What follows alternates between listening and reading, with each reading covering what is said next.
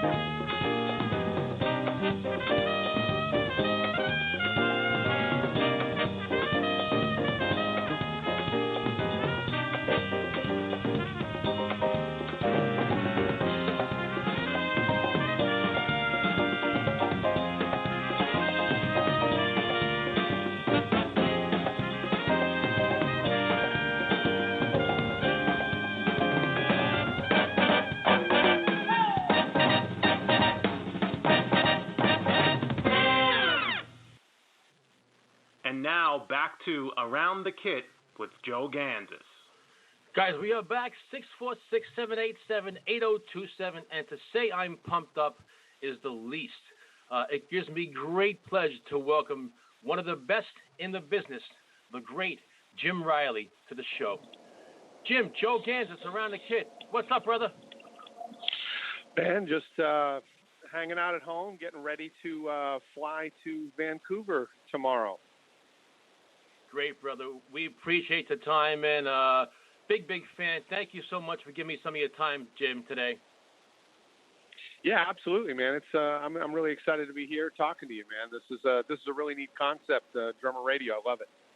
Yeah, I've been doing it for about 7 months, and it's just been taking off. Guys like you and the best in the business. I want to go back a little bit, like I always do.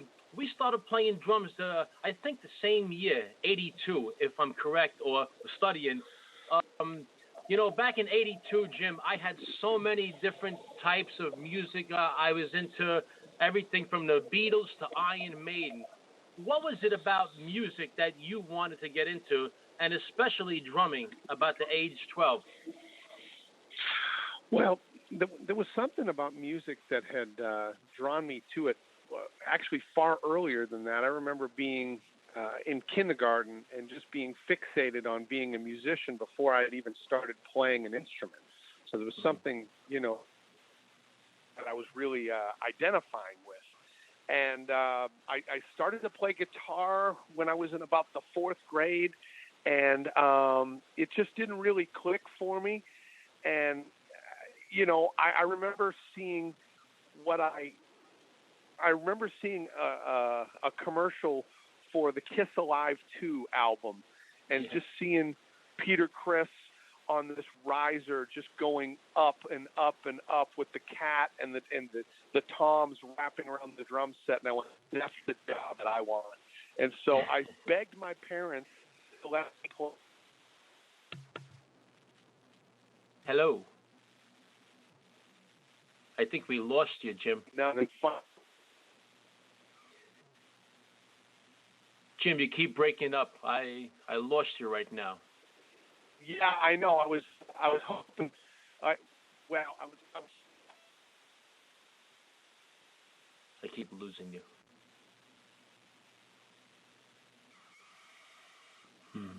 Jim, if you can call back 646-787-8027, maybe a different line, a different number. Guys, sometimes this happens. Live radio, so we await the great Jim Riley to call back. I know he was a big Kiss fan back then. I wanted to ask him about that. I'm glad he brought that up. So we are awaiting Jim Riley to call back. 646-787-8027. Hopefully any minute Jim will be calling us back. Sometimes these connections go bad, and see what happens. Waiting for the great Jim Riley to call back. 646-787-8027. Jim. We are waiting. Hopefully he calls back.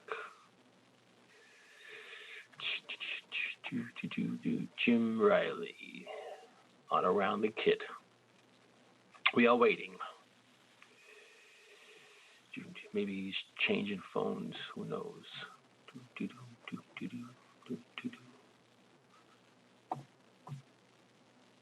Guys, after Jim, we got the great Tom Hurst, Mike Vanderhool, and Jimmy Alvera.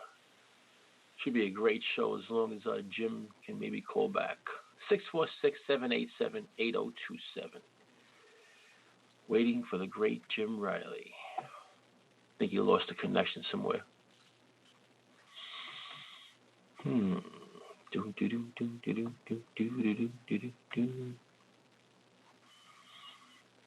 don't want to play a promo and then in the middle of promo he calls back and I got to stop. I just want to wait. Hopefully be any minute.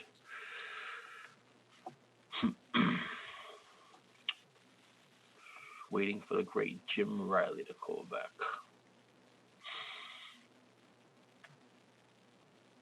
Jimmy, you're out there.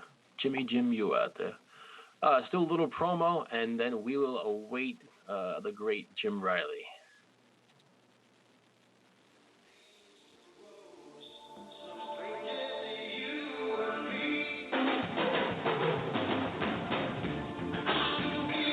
Around the Kit is sponsored by DrumTax.com. DrumTax are a U.S. patent polymer that absorbs vibration in lieu of creating a dead spot that leaves a flat or damper tone for use on anything percussive. DrumTax leave unlimited tonal possibilities. DrumTax are selective. A single tack placed about an inch from the rim will remove only the high-frequency overtone and leave a deeper focused sound with improved response and increased attack. As the tack is moved toward the center of the drum, more frequencies are removed and dampening occurs. Visit DrumTax.com today. That's DrumTax.com.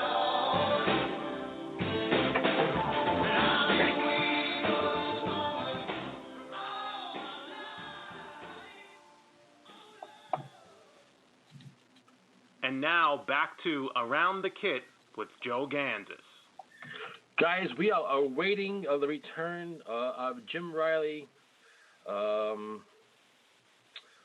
he calls back.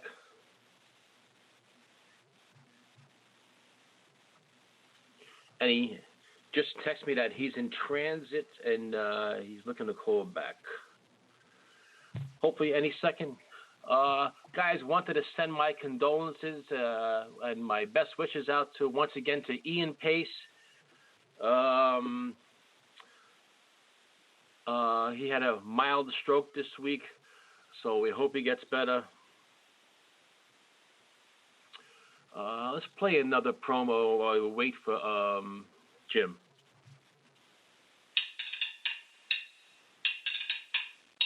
This portion of Around the Kit is brought to you by Cooper Groove Performance Drumsticks, the evolution of the drumstick.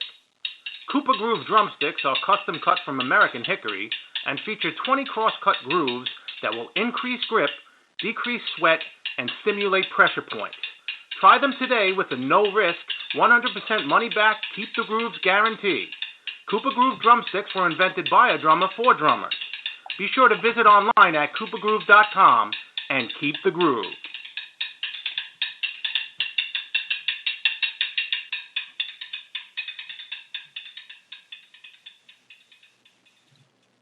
And now back to Around the Kit with Joe Gansas.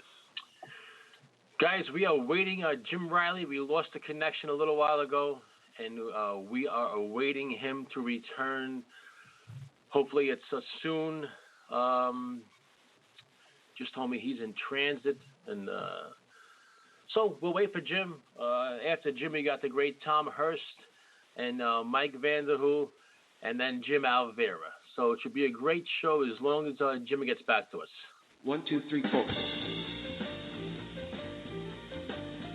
This portion of Around the Kit is brought to you by the Ford Drum Company. Ford Drums craft some of the finest drums and related products on the planet. Ford will not manufacture a commodity. They are creating heirloom, best-in-class instruments and accessories. They won't settle for less. Why should you? Visit the Ford Drum Company today at FordDrums.com. That's FordDrums.com.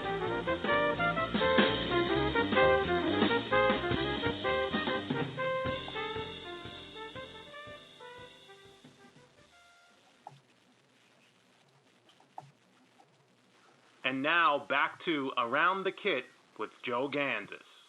Guys, 646-787-8027. We are awaiting the great Jim Riley. He just texted me. He should be back in a minute, so hopefully he'll be okay. Guys, we see Jim. We're going to pick him up. Here he is. Hey, Jim. What's up, brother? Hey, man. Sorry about that. I'm back. It's cool, bro. Don't worry about it. I wanted to ask you about Peter Criss and Kiss. What was it back then? You know, so many drummers I talked to have attributed their love for drums for Peter Criss. What was it about Peter Criss, about his playing, that doesn't get enough credit? Well, I don't want to overblow it, but in a lot of ways, he had a very similar effect with his band that Ringo had with his band. It wasn't that he was doing things that were just completely like phenomenal from a technical standpoint, but he was laying the groundwork on these tunes in a way that like let the rest of the tune lay up on top of what he was doing so effortlessly. Mm-hmm. And besides that, I mean, you know, he's a great drummer, great showman. I loved everything he was doing. He's actually one of the drummers in this world I would really love to meet one day. Jim, don't you think sometimes, and I do it, I don't know if you do it, we're spoiled. We see the Neil Peart from Rush, and we see the Billy Cobham and the guys like yourself always doing cool stuff. But we forget about the Charlie Watts, the Ringo Starrs, the Peter Criss. Why is that? Man, I don't know. I don't. We opened up a show for Ringo. We opened up a show for Charlie Watts. And I did get to meet Charlie, and to speak to Charlie was just, you know, just such an honor to meet like a living legend of drumming like that. But I don't know. I mean, you know, doing what I do, you know, playing 2 and 4 for a living, you know, you really continue to appreciate what guys like Charlie Watts and Ringo Starr and Peter Criss and guys that just, they knew their role in the band. They laid it down. They weren't trying to take over the whole show. They were just trying to do their part in the process of that. I mean, they really made some great music, all of them.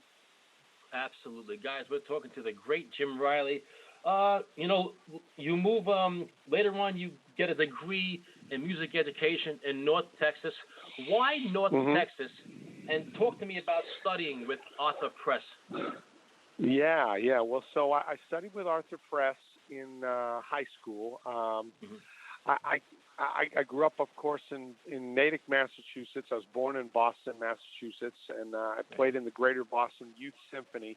And when I was playing in that youth symphony, someone had recommended to me that I study with Arthur. So I met Arthur, and he was tremendous, and he really, really helped me out a lot in terms of becoming a much more well-rounded percussionist, playing real concert snare drum, playing marimba, playing timpani, and developing a really good feel for it. And so it was a really great experience with Arthur. The interesting thing was when I was getting ready to go to college, I brought Arthur a list, and I said, I'm thinking about going to Indiana, University of Miami, or North Texas. And he actually rated them 1, 2, 3 that way. And I went, oh, okay. But it was my high school band director that had gone to North Texas, and he was the one who had kind of opened my eyes to what kind of school that was. And for me, the fact that drum set was such a big part of what I did, and the jazz program is really second to none there. And then when you add to it the fact that the drumline program that they had there was, and the percussion department itself was absolutely, world class and second to none, and was a program that people were modeling their own program after. It became really apparent that was the place that I should go. So I graduated from high school and headed down to North Texas in the fall. Actually, it was the summer of 1987. Great, and I think there you won 5 championships. Talk to me about that, because I'm not too educated, I'll be honest, Jim, on the whole drumline thing. I think it's great. I would love to get into it more. Talk to me about winning 5 championships and Ed Sof. Yeah, well, there's talk about two different worlds, and that was kind of the theme for me. Is I was one of those guys that was really living in a lot of different worlds at North Texas. I was playing in the jazz bands. I was playing in the percussion ensembles. I was playing in the drum line. I was playing in the symphony orchestra. I was probably one of the only people that was doing all of those things.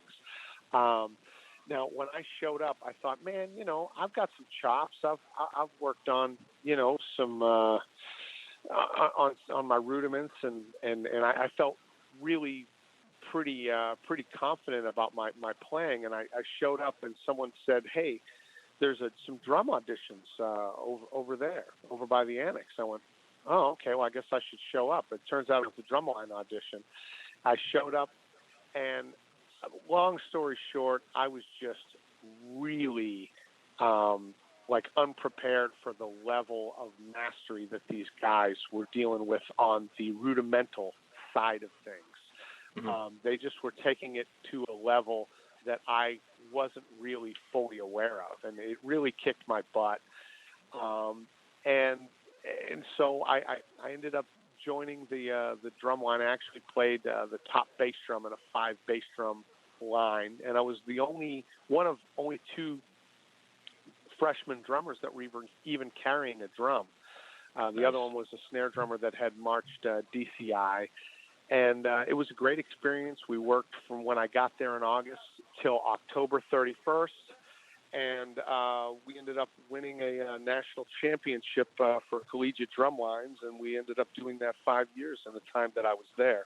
It was a fantastic program.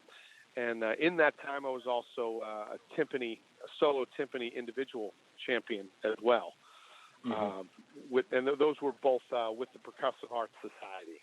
And on the other side of things, I was trying to be a drum set player, and I showed up to audition for the jazz bands, and got my butt kicked just as hard or harder, because there was 150 percussion music majors at North Texas at that time, and I was competing with all of them to try to get in one of those 9 jazz bands.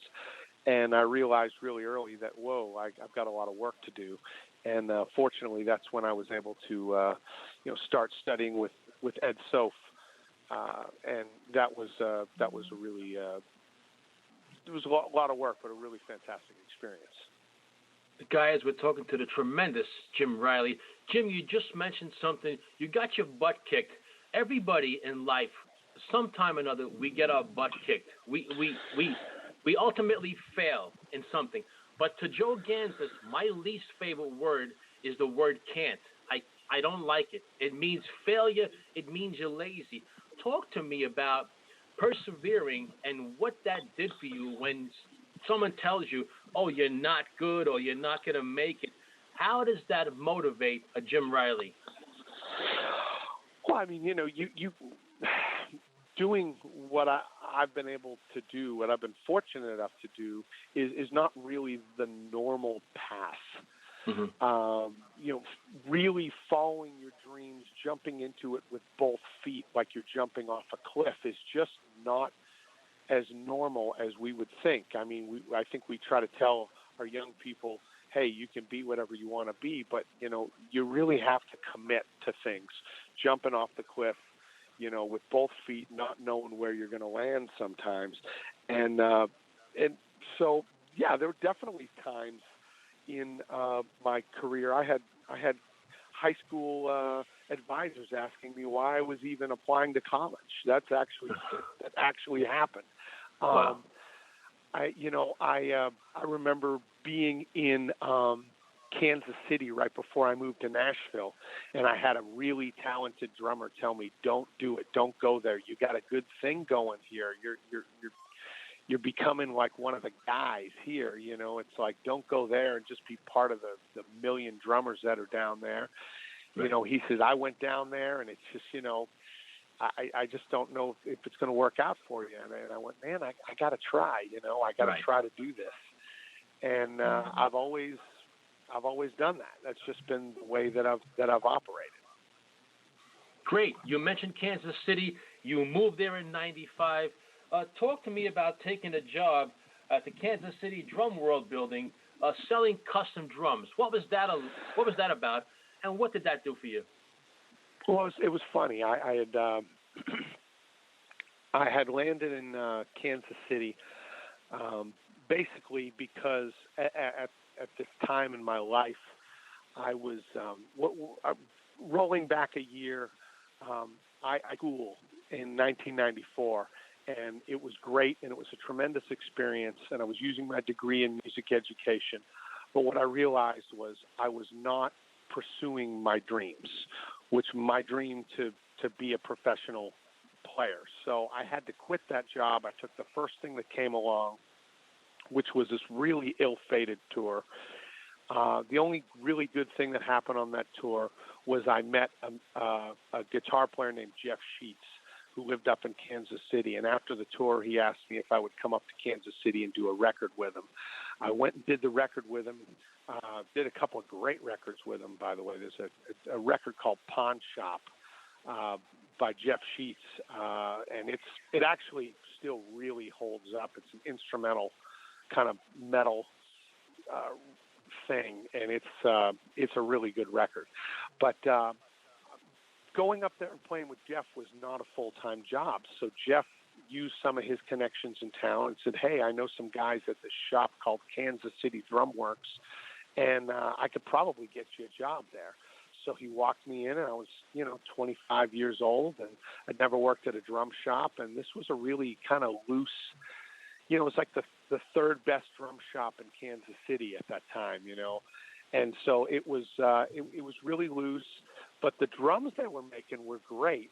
And so I learned a lot about retail. I learned a lot about custom drums, And it was a great experience. I mean, working at a drum shop, I feel like I learned something that I couldn't have learned anywhere else. And it was a great experience. And I'm still friends with a couple of those guys that I worked with even back then.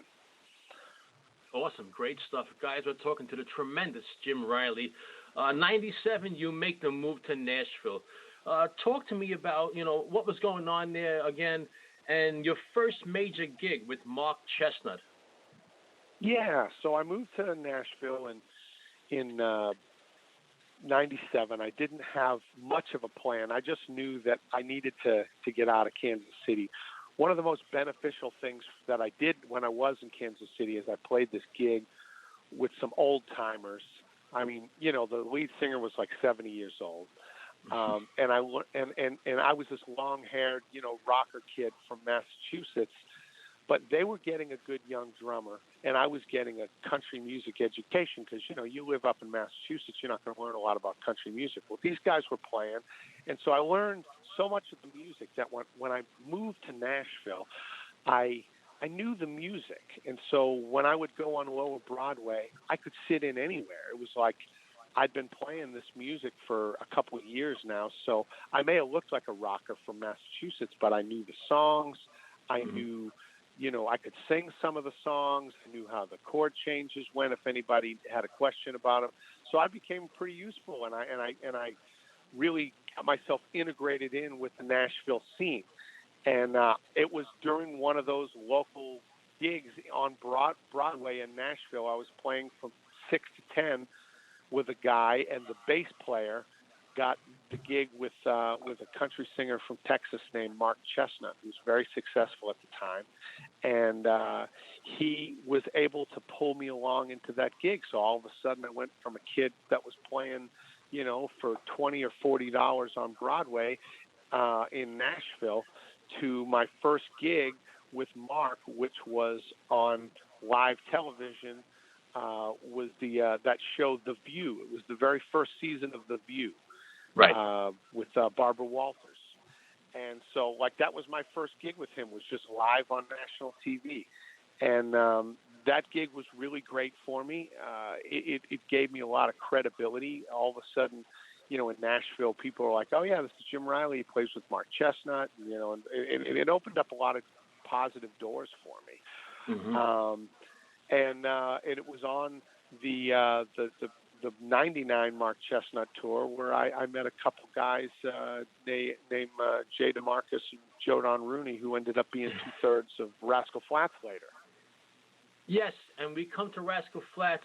What a tremendous band. I really love everything about it. I've been a fan, me and my daughter, for about 5 years now. Great stuff. 2000, I think you start getting involved in Rascal Flatts. I always ask my guests, was that a vital point in Jim Riley's career? Was that one of the game changers? Yeah, I mean, I felt without being cocky, I felt very confident about my ability to find work in Nashville because I feel like the formula of what I was doing was really good. It was that I was willing to come to town, be a sideman, and be the guy that was going to be like the fuel cell for the band.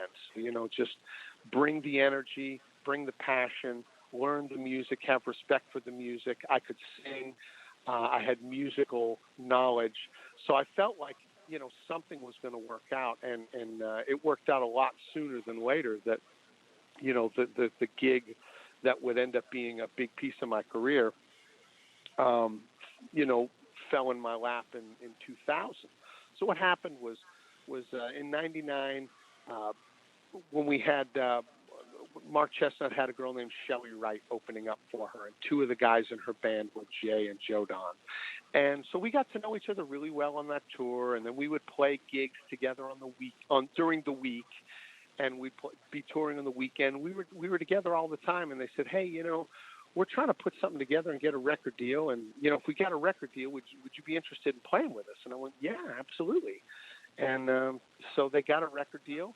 They showed me what they were up to, and I said absolutely. So in 2000, I signed on to to go on the road with those guys, and a lot of people felt like that was a really silly move because I was with an artist that had a dozen number one hits, and right.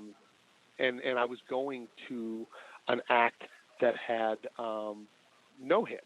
I mean, their record wasn't even out, their single wasn't even out, but I believed in them. I thought that they had a bright future, and so I decided to take a chance on them. They took a chance on me, and here we are 16 years later. We're still doing it. Excellent stuff. Jim, so far twice in the interview, you mentioned taking chances, and I do it all the time. I am not afraid to fail, but let me get there. Let me try. For all the drummers out there who are in their house right now practicing, saying, wow, this is one of the best in the business. He took some chances. Why shouldn't I? What would you say to them, to the people who are afraid to maybe, take that next step? Well, I mean, I remember being there. I remember being, having that yearning for my career, wanting to go to the next level.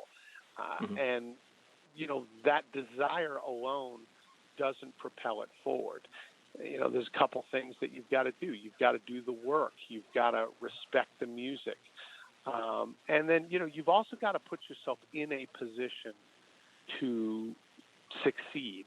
And in my case, that was moving to Nashville. I had been living in Dallas after college, and it's a great music city. But it was more of a local music city. And Kansas City was the same way. There was a great music scene, but it was very much local. I knew that I had to be someplace that had national connections if I wanted. It's sort of like, saying I want to win the lottery without playing a ticket, Right.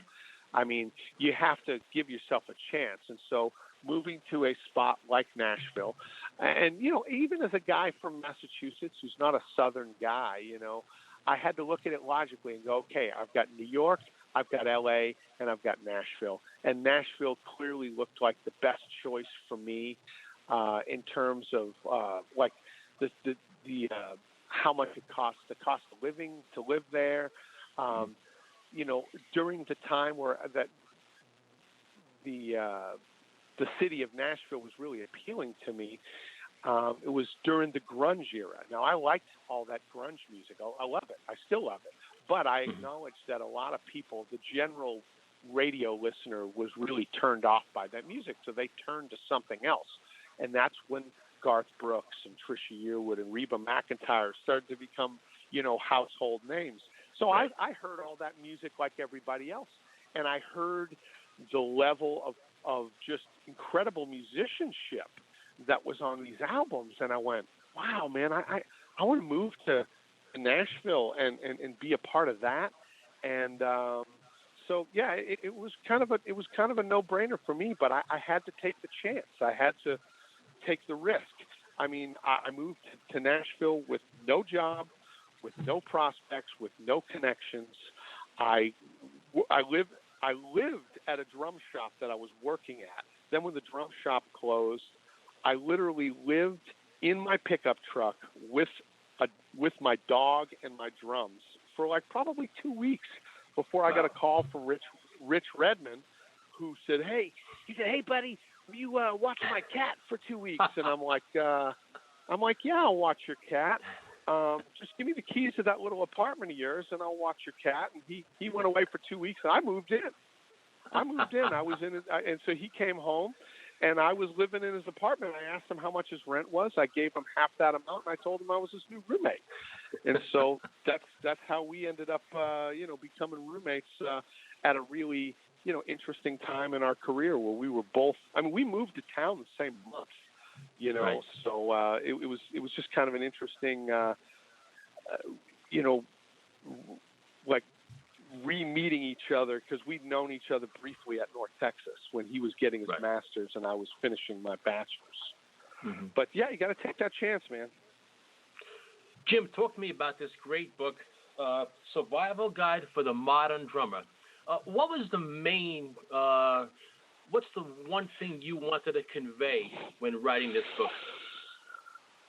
what I wanted to do was I've made my career on the fact that there isn't really a lot stylistically that I can't do.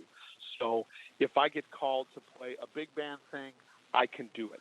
If I get called to play something that's got some Latin elements, I can do it. If I get called to do a metal record, I can do it. If I get called to play country, I can do it. And so what I wanted to do is I wanted to create an instrument that would help people get to that point where they're like, okay, if you're not going to become a master at every kind of music, but if I could develop something, a tool for people that would help them increase the amount of musical genres that they felt comfortable with, that I could help them become a more marketable player because they're more well-rounded. They could literally take any phone call because they feel confident playing any style. So that's what that's what I started out with. Jim, guys, we're talking to the great Jim Riley. He's been so gracious to give me some time today. I believe in life we need a great supporting cast around us. I really believe that. We can't do it ourselves. Do you get that in your wife, Jamie? Is she always there for you? Is she a big supporter in everything you do? Well, fortunately, my wife and I met under musical circumstances. She's a great singer herself. If you guys went on YouTube and you typed in Jim Riley before, which is a song from my first book, you'll actually see a video that I'm playing drums, but you'll hear my wife singing a tune that I wrote for that book. But she's a fantastic singer. So she, as they say, gets it. She gets it. She understands. Right. And we've had the same relationship since we met. I'd be going on the road and I'd be coming home, and there's kind of a certain rhythm to our relationship that works that way. And she's been very supportive. And I have to say that almost more importantly, she was very supportive with me doing this survival guide for the modern drummer book, because let me tell you, it took a lot of time. It took a lot of money. And, the one thing that really puts strain on relationships is money. And I spent a lot of it. I spent a lot of it doing that project because, I didn't want to just lock 5 musicians in a room for, 5 days and just kind of pound out everything. I spent 2 years with 40 musicians, making sure that I crafted every tune, to have the right players for every track. Like that track you played earlier was the Brazilian Samba track from my book. That's got a full horn section. It's got Lalo Davila from MTSU playing percussion and vocals, and it was an incredible ordeal. The whole book took 5 years, and every time I worked on that book, it took me away from my family. And to have a family that was supportive of the project, that I don't think I could have finished it without having their support. Great stuff.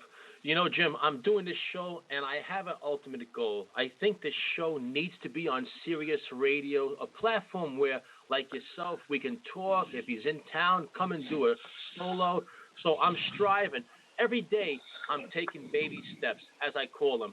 And I attribute my show to climbing a ladder, Jim. And every day I'm climbing. Yeah. I'm getting up there. I'm like, if there's 10 steps on the ladder, I'm about 3 or 4 steps. But I have no problem.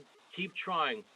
How's the ladder in Jim Riley's life? Are you to the top yet, or are you still trying?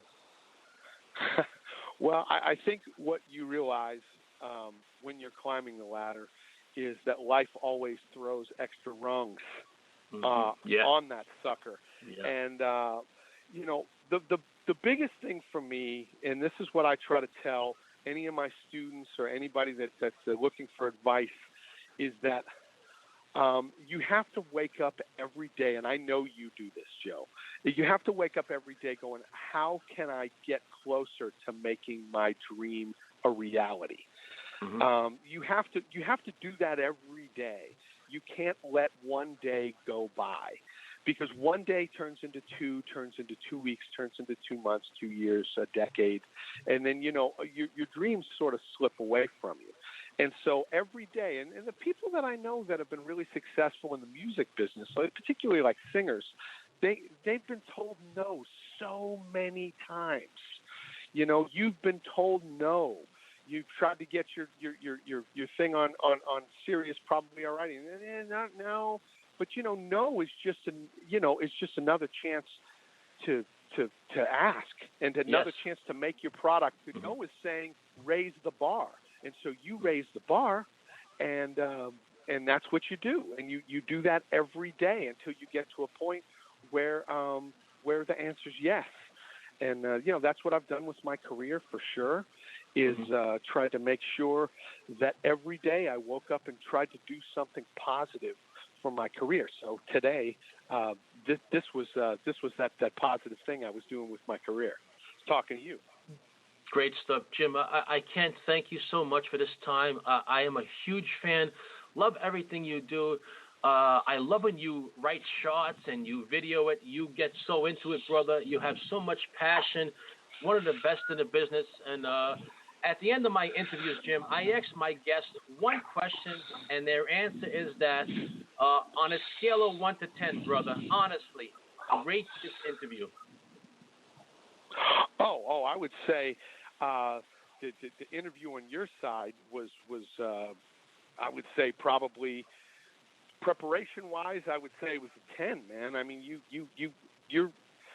nailed your preparation, and you keep the topics going, and it was great, man. You did a great job, and I've talked to people that think they know who I am, and people that should know, like if that's their job to know, and they completely just have no idea, and man, it makes it miserable because you're just correcting them the whole time, and you go, well, no, that's not actually what I do, and so having somebody that's prepared and passionate about what they do, I mean, that's what it's all about.